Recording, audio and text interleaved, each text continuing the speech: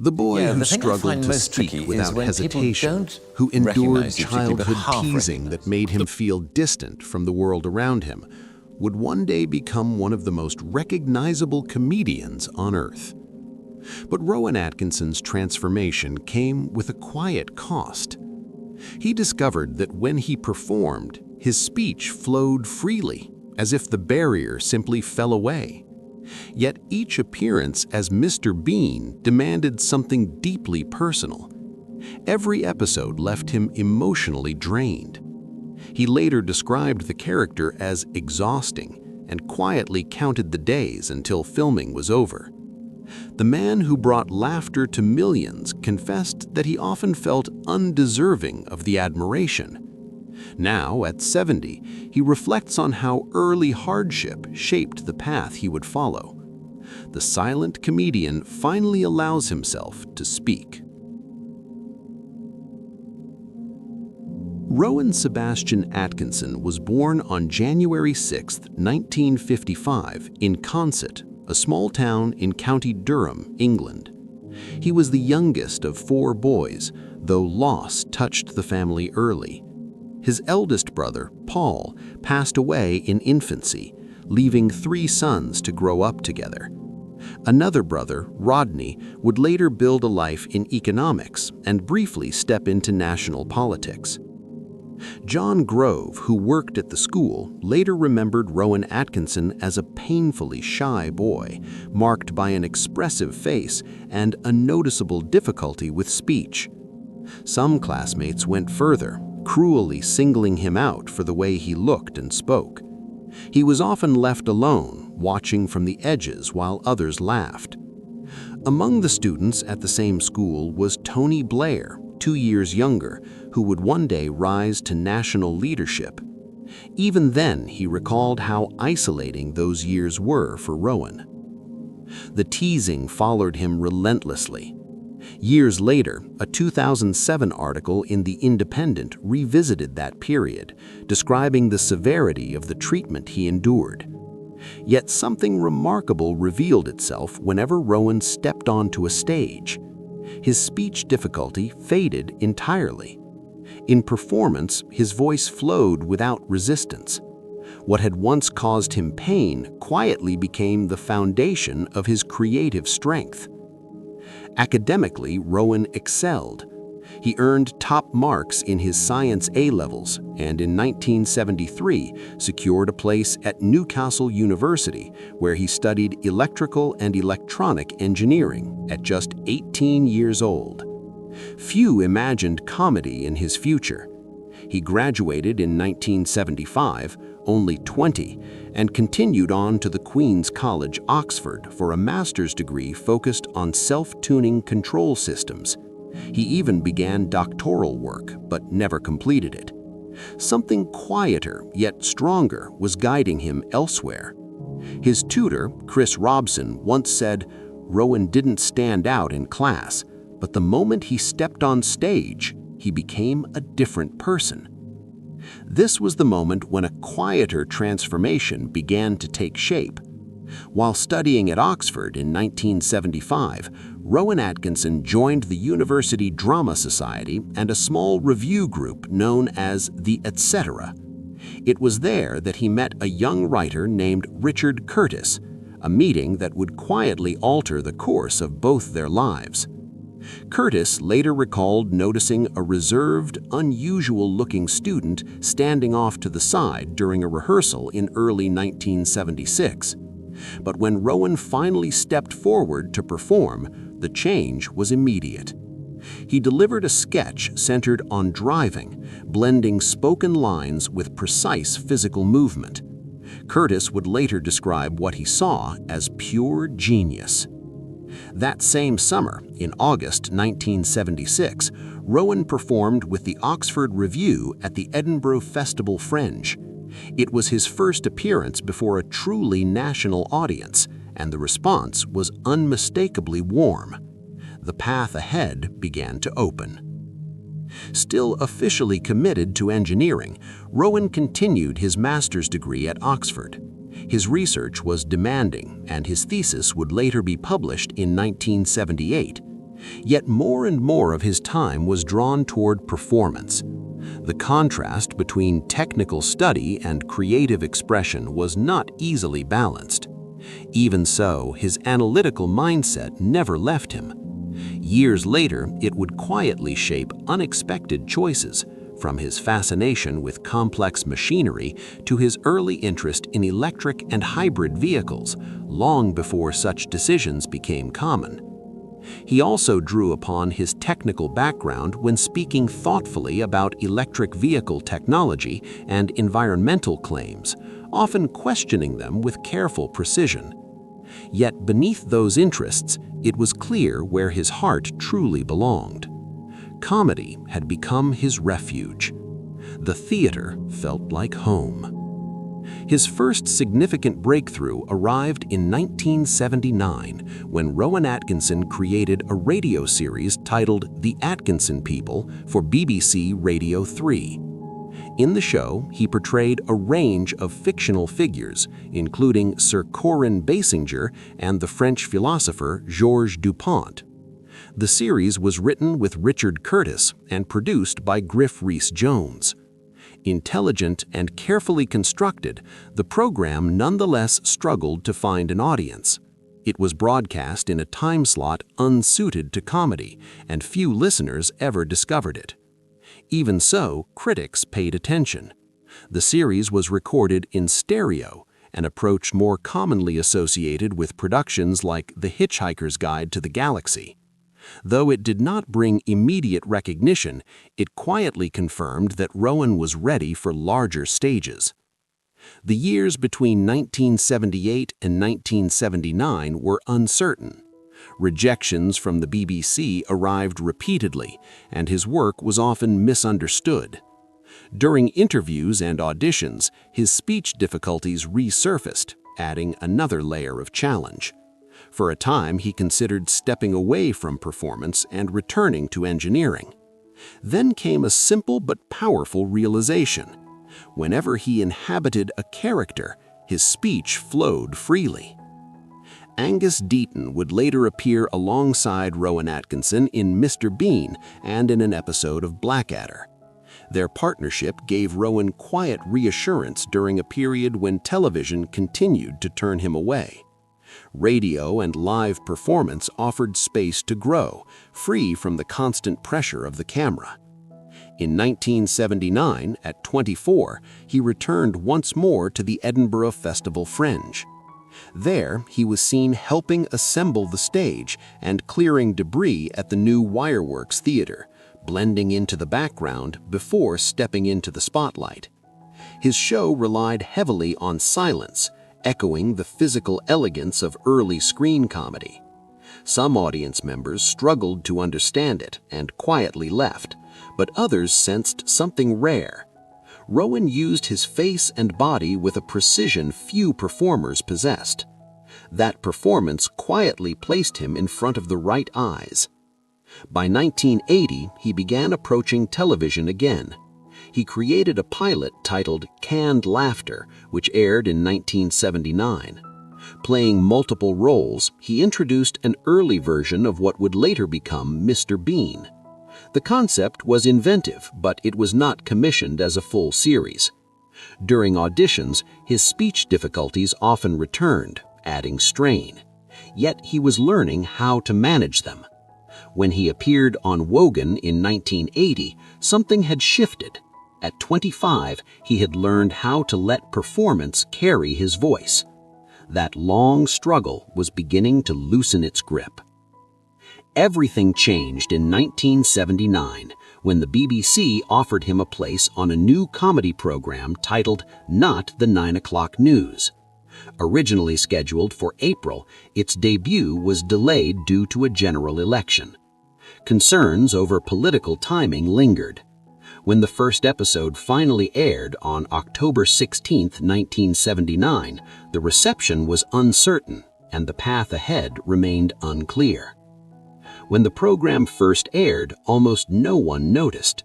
Fewer than 1 million viewers tuned in, and early critical response was harsh. Some reviewers dismissed the show entirely, questioning whether it belonged on television at all. Mel Smith, who would later become one of its defining performers, famously remarked that it was the worst half-hour of television he had ever seen. Yet within the BBC, one voice mattered more than the rest. The controller saw potential and commissioned a second series without hesitation. That single decision reshaped British comedy. Not the 9 o'clock news soon became a defining program of its era. Rowan Atkinson worked alongside Pamela Stephenson, Mel Smith, and Griff Rhys-Jones, each developing a distinct voice behind the scenes. Still, the process was far from harmonious. After the first series, Chris Langham was removed from the cast. Rowan openly disagreed with the decision and argued for Langham's return, revealing a quiet loyalty beneath his reserved nature. The producers stood firm, and Langham was replaced by Griff Rhys-Jones. The division lingered for years. At the same time, the BBC reduced the show's budget, forcing changes that became part of the comedy itself. An episode titled "The Outrageously Expensive Not the 9 O'Clock News" gently mocked the constraints. Filming locations were simplified and roles were reduced. During this period, Rowan's meticulous nature became more apparent. The tone of the show gradually shifted, moving away from provocation and toward sharper, more unusual humor. Creative tensions remained, but so did ambition. Then came a defining moment. In 1980, during the second series, a sketch titled "Gerald the Gorilla" aired. Mel Smith played a professor who claimed to have educated a gorilla named Gerald. Gerald, portrayed by Rowan in costume, proved unexpectedly articulate and defiant. When the professor described capturing him in the wild in 1968, Gerald responded with the line, "I was absolutely livid." The moment resonated far beyond the studio. The recognition soon followed. The program earned the BAFTA for Best Light Entertainment Program, and that single sketch quietly confirmed Rowan Atkinson as a master of physical expression and carefully restrained absurdity. It laid the groundwork for what would come next, opening the door to characters that would later define his career, including Blackadder and Mr. Bean.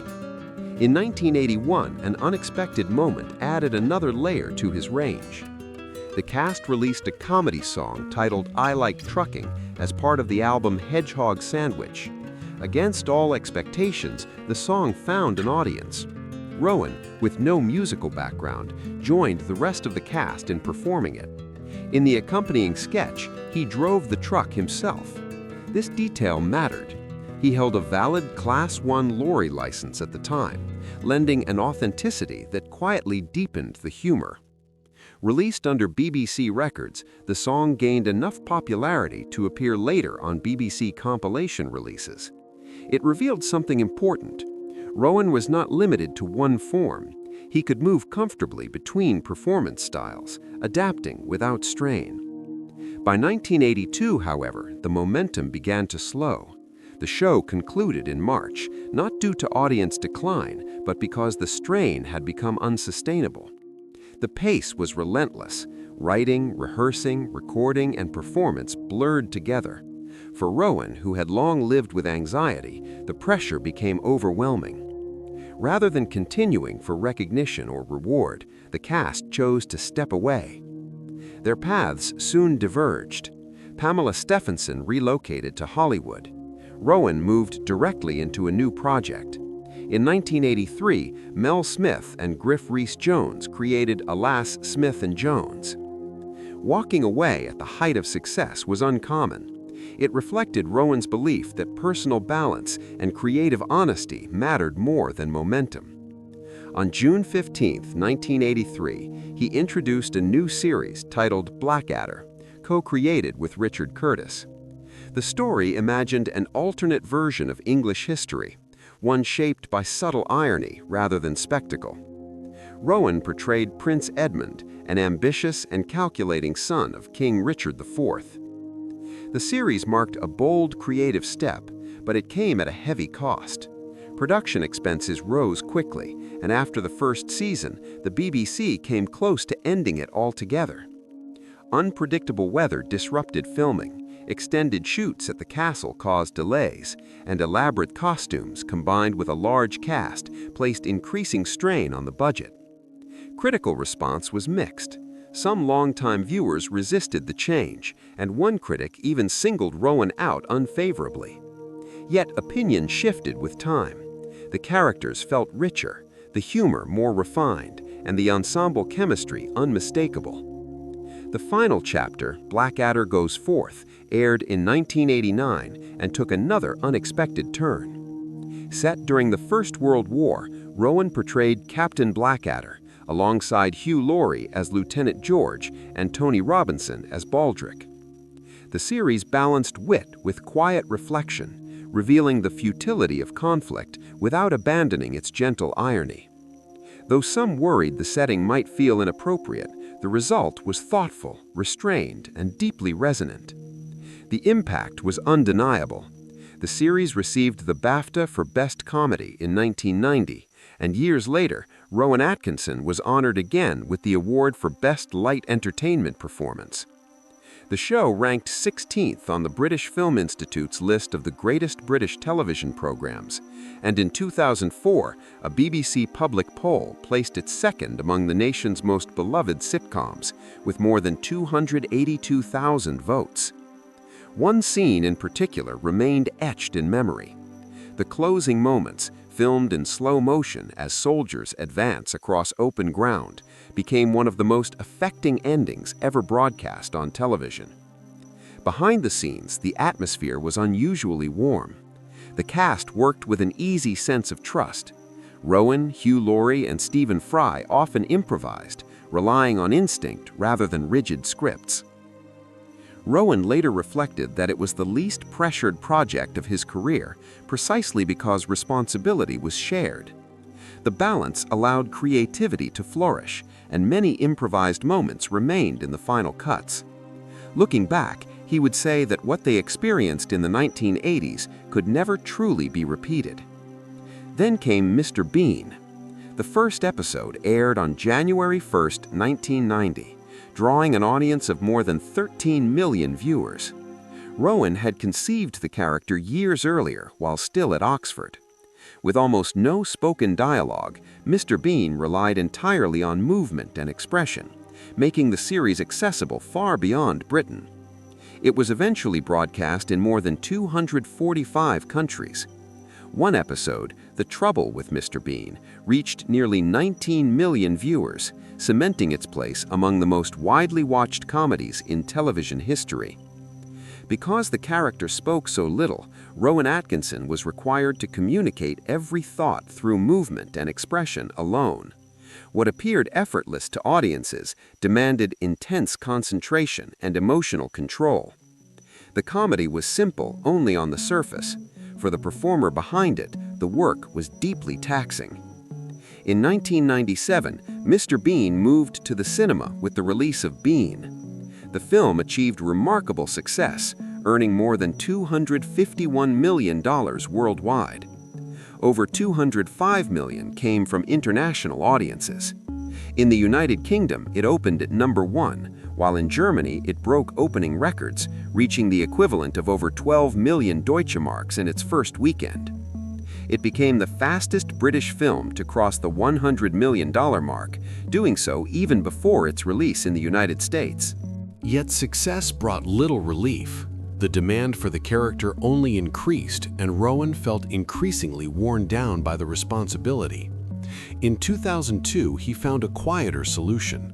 Mr. Bean, the animated series, premiered in March and continued until November 2004, producing 52 episodes. This format offered something he deeply needed. He provided the voice, but the physical strain was gone. The animated series found a new audience, particularly among children, and later moved to CITV. New characters were introduced, yet the tone remained faithful to the original. Most importantly, it allowed Mr. Bean to continue without placing further strain on Rowan. The series endured, and decades later, it was still being produced. In 2012, Rowan returned to the character one final time on a grand stage. During the opening ceremony of the London 2012 Olympic Games, he appeared in a comedic sequence set to Chariots of Fire. Nearly 27 million viewers in the UK watched the moment live, with global estimates reaching hundreds of millions. It became one of the most widely shared moments of the ceremony. Behind the scenes, however, the performance left him exhausted for weeks. Many now view it as his last full physical portrayal of Mr. Bean. Beyond that character, Rowan continued to surprise audiences. In 1994, he appeared as a nervous clergyman in 4 Weddings and a Funeral. The film was made on a modest budget and completed quickly, yet it became a global success. His faltering delivery during the ceremony scene became instantly memorable and quietly shaped what came next. The success of Johnny English led naturally to a continuation. In 2011, Johnny English Reborn arrived with a larger budget and renewed ambition. While its reception in the United States was modest, international audiences responded warmly. Years later, Johnny English Strikes Again followed, weaving themes of digital disruption and modern surveillance into its story. Rowan quietly drew on his technical education to ground the comedy, blending traditional spy humor with contemporary unease around technology. The balance resonated with audiences who recognized both the nostalgia and the modern relevance. Not every project found the same harmony. In 2005, Rowan explored a more restrained, dramatic tone in Keeping Mum, portraying a pastor navigating quiet domestic strain. The film struggled to connect. Some found it too subdued, others too unconventional. The experience prompted Rowan to pause his film work. For nearly 2 years, he shifted his focus back to television and live performance, allowing himself space away from the demands of leading roles before returning with renewed clarity. Away from the screen, his personal life followed its own quiet arc.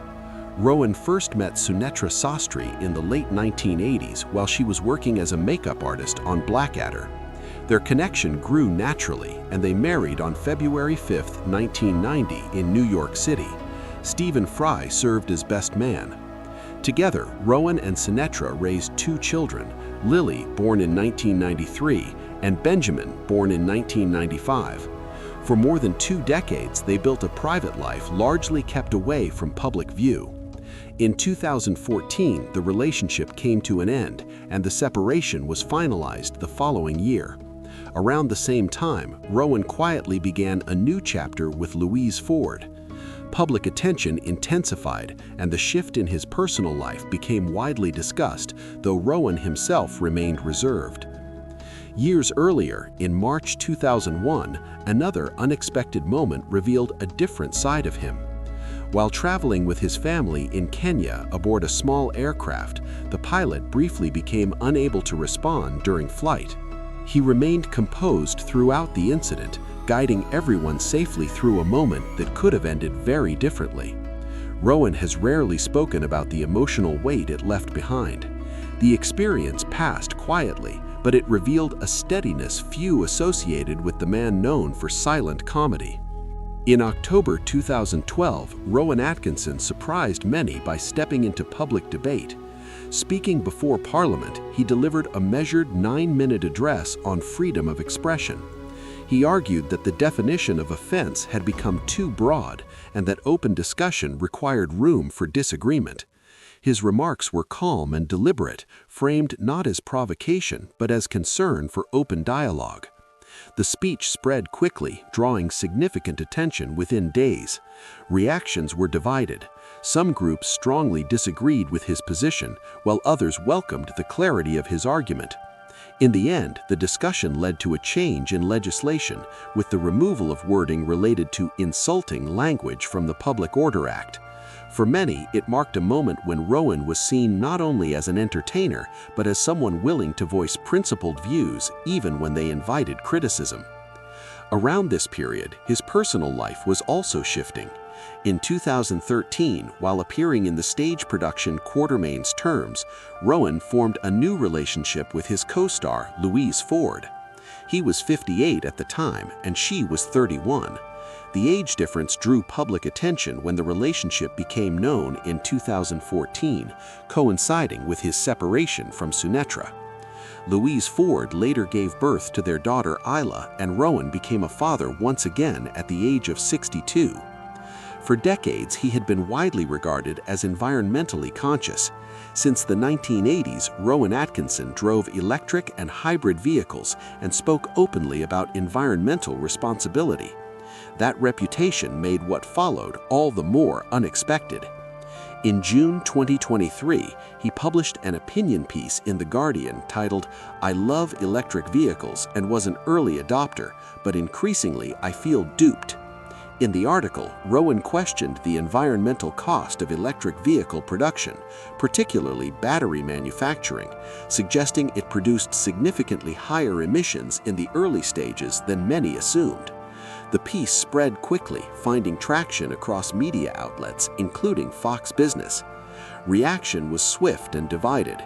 Environmental researchers challenged his conclusions, arguing that the claims lacked sufficient context. Public discussion intensified further when attention turned to Rowan's personal car collection, which included rare, high-performance vehicles. Critics accused him of inconsistency, while others defended his right to question prevailing assumptions. The debate reached political circles, with some commentators suggesting the article had influenced public hesitation around electric vehicles. Rowan, as before, did not engage publicly with the backlash. Long before these debates, another unexpected success had arrived from a project he initially resisted. When Disney offered him the role of Zazu in The Lion King, he was hesitant.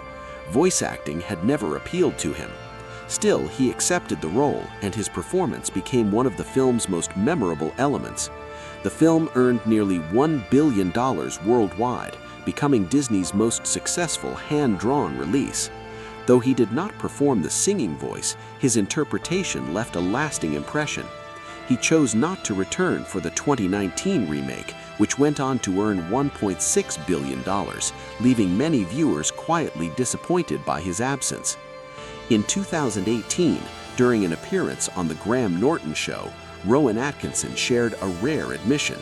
He spoke of how demanding filming had often been, and of a persistent feeling that his work never quite measured up to his own expectations. Years earlier, in 2012, he had told The Telegraph that he felt Mr. Bean might one day need to be retired, observing that watching an older man play such a childish figure could feel uncomfortable. Yet by 2016, his view softened. He said he would never fully let the character go.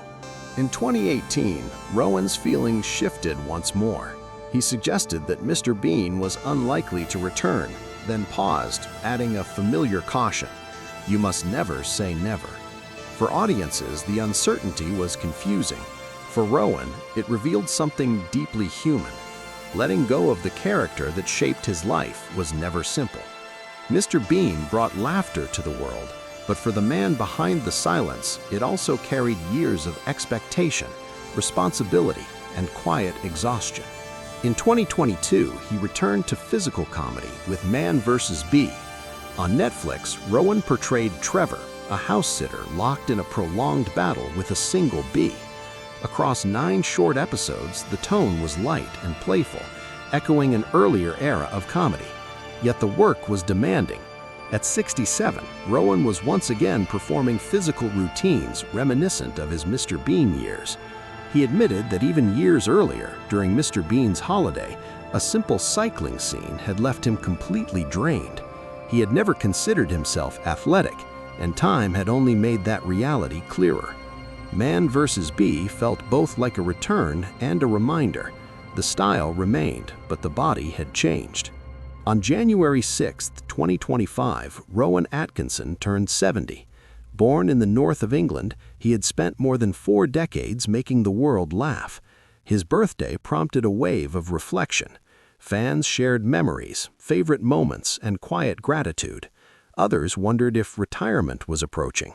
Rowan himself had often acknowledged that physical comedy grows more difficult with age. Slowing down no longer felt like surrender, but acceptance. By 2025, the legacy of Mr. Bean had become impossible to measure in simple terms. The official YouTube channel had reached billions of views, drawing audiences from Tokyo to Mumbai to Sao Paulo. The character crossed borders without language, relying only on timing, expression, and silence. Fellow performers, including Sacha Baron Cohen, have spoken of its influence. Comedy schools now study what some call the Atkinson method, simple visual storytelling that works everywhere. Comparisons followed naturally. Many began calling Rowan the modern heir to Charlie Chaplin, not because he tried to be, but because he understood something timeless, that comedy, at its purest, does not need explanation. In 2024, a long-standing fan theory was finally confirmed in the animated series. Mr. Bean, it turned out, was not from Earth at all. The reveal surprised many, though the clues had always been there.